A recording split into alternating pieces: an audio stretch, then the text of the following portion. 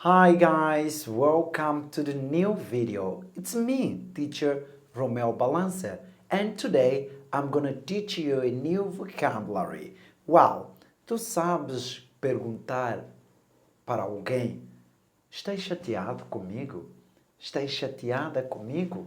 Se não, este vídeo é para si.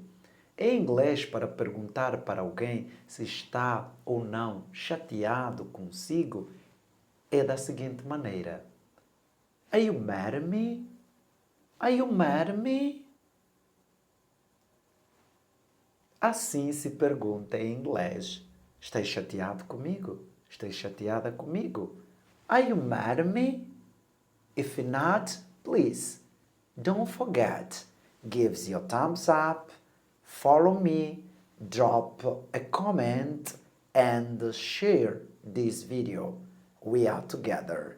Catch you later.